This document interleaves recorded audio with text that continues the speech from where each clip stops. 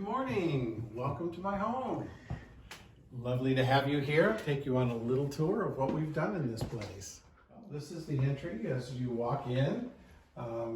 You can see that it's anchored down by an area rug on floors that go throughout the entire home. The only place that this floor does not exist is in the bathtub and the shower. Everywhere else it's there, which is a very unifying thing for a home. So if you're ever considering doing a flooring and you're considering doing multiple floorings in a home, just understand that that makes a home feel smaller and segmented. Putting a single floor down makes it feel unified. So it's a very good tip for any of you aspiring designers out there. That's a really good tip. So as you enter the entry hall here, we've got kind of a mixture of things, of styles. It's basically set off by the backgrounds, which are very warm, saturated, kind of a tobacco brown color on the walls, which gives everything a background for everything else to live on. Like the Kalaga, which is from Thailand. In order to make it a little bit more contemporary, we put it in a lucite box so that it wasn't as traditional as it normally would have been. It is actually one of a kind. Not that something like this doesn't exist somewhere else in a similar form, but these are done by a craftsman over a period of however long it takes them to do, up to a year or more. And so it's all individualized, so there's never one like any other one like this. However, there probably are patterns of the same kind of detail. Different colors, different things. These big, gigantic temple urns on either side.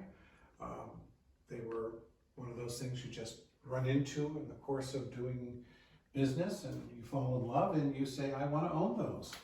And here we are. They look, with 9-foot ceilings, they look really wonderful in the space.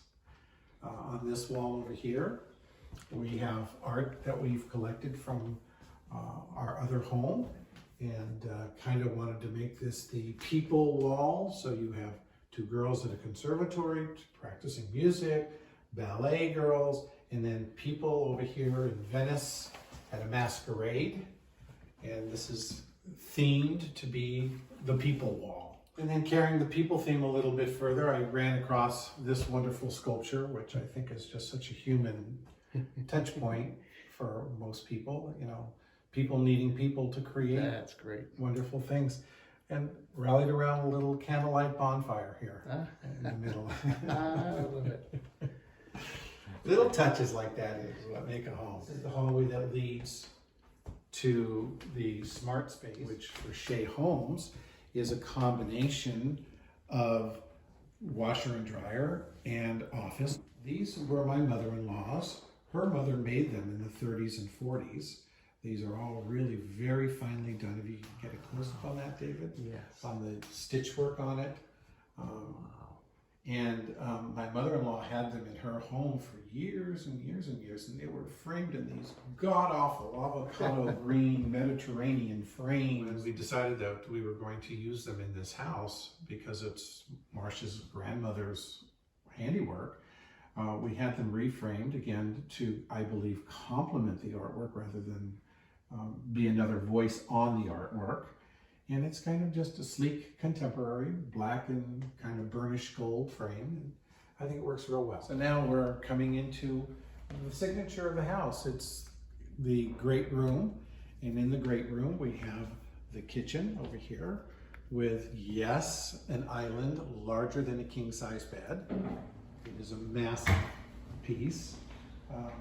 And designers take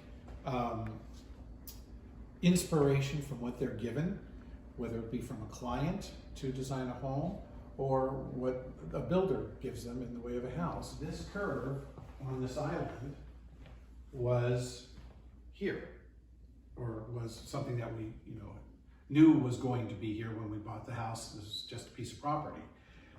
So from this curve right here came the whole theme for the rest of the house. Everything is curvilinear. The pendants above them are curved. The bar stools are curved.